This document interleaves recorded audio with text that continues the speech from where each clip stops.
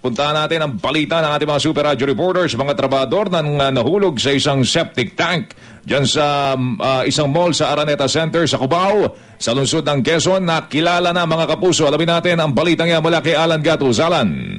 Kinilala na nga ng mga tauhan ng Criminal Investigation and Detection Unit ang mga biktima na nahulog kanina sa septic tank sa may bahagi ng Ali Mall.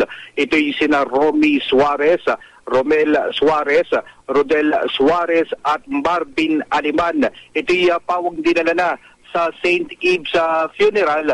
Ito yung may hawak sa katawan ng mga biktima sa mga oras ito habang patuloy pa itong isinasagawang investigasyon. Ang kwento ni Police Officer 2 Rica Pitong, bigla na lang daw may bumulwak na tubig habang may tinatanggal at nililinis sila sa ilalim ng septic tank. Hindi na raw naiwasan yung paglabas ng tubig hanggang sa tuluyang malunod yung isa at nang tangkaing tulungan ng mga kasama ay sunod-sunod na natrap sila sa ilalim ng septic tank. Anyong kapuso, Alang Gatos, nagulat sa Super Balita sa umaga, nationwide.